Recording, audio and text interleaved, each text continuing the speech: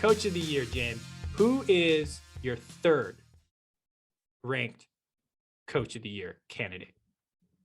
JB Bickerstaff, man. I gotta give him credit insofar as like I did not really love the three big formation heading into the season, I loved it. and it works. Like when they have all three of them, or at least Allen and Mobley available, it works. And this is a guy that I already had a negative opinion of because he was the interim head coach for the Rockets a few years back, and I didn't think he did a very good job. Well, I mean, he didn't. That's pretty much consensus. But now he looks like a hell of an NBA coach, and they run a unique system, and they're better than expected this year. So got to give him some credit. That's my third man. Who do you have? So I have actually Bickerstaff second, and it's for Okay. the exact reason that you said. It's like that three big lineup. To me, it worked. And I don't think most people would have even attempted it. Yeah. And I think like that's what I gotta give him credit for.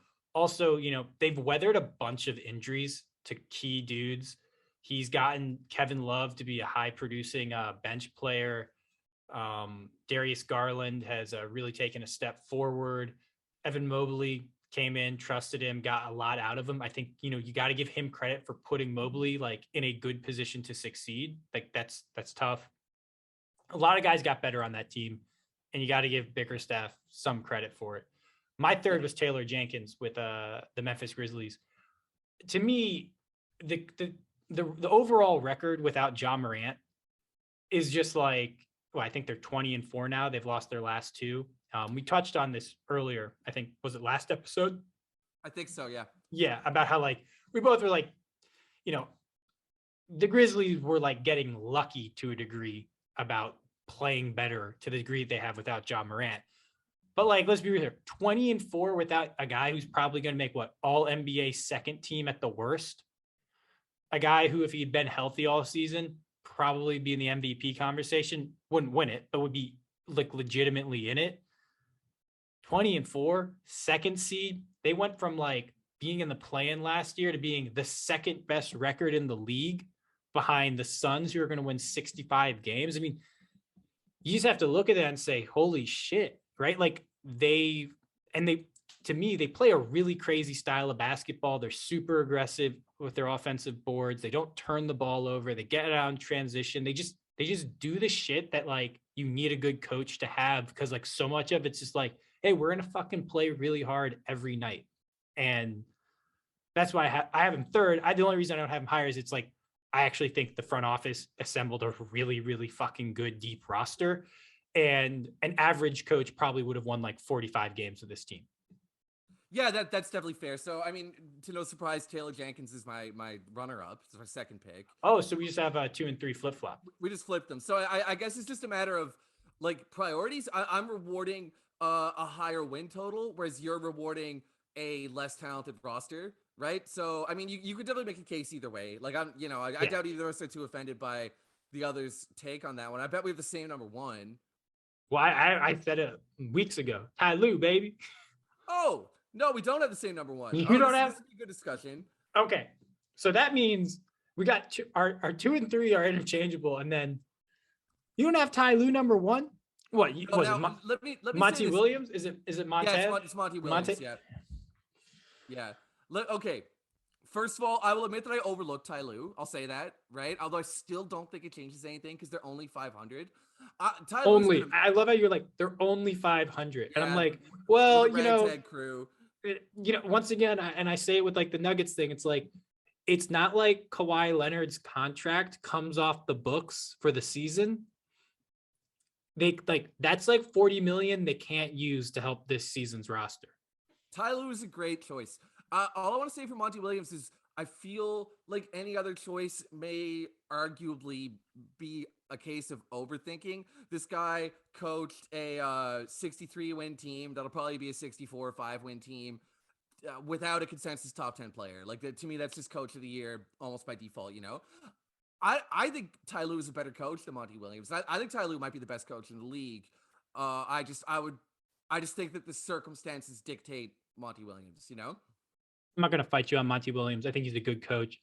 I think there's a little bit of what I've heard with like coach of the year discussions and like podcasts and other people is there's kind of this sense where it's like we didn't give it to him last year and he probably should have won it.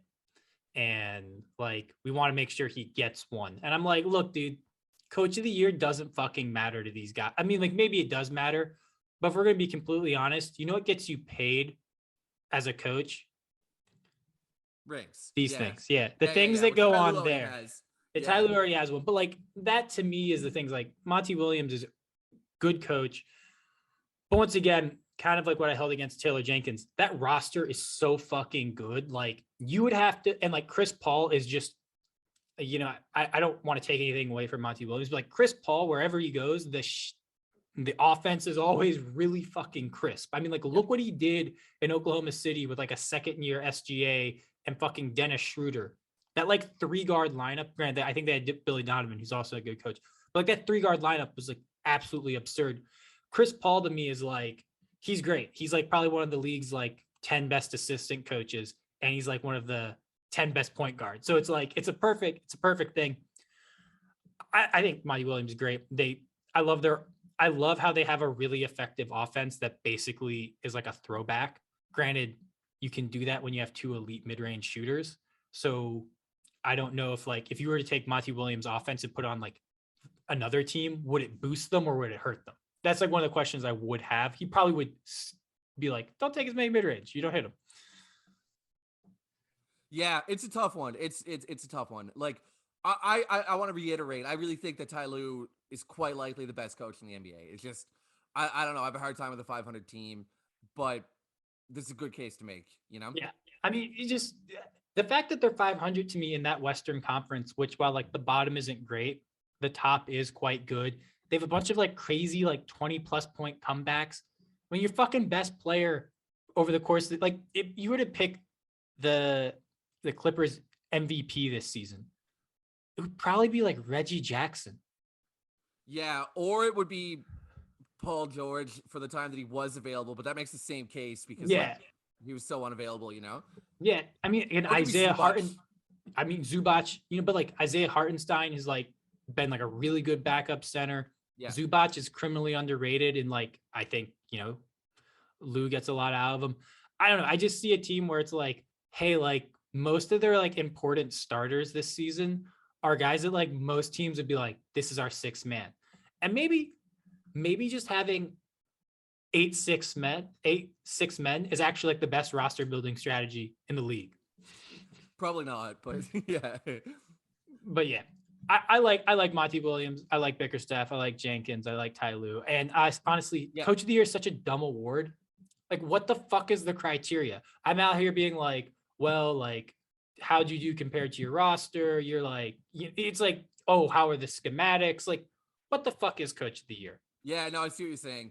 It's harder one to measure. There's no stats, you know? So I mean, there's wins, right? You know. Yeah, right. Yeah. But like the coaches, they ain't shooting. They ain't passing. Let's move on to a better award then, you know? All right.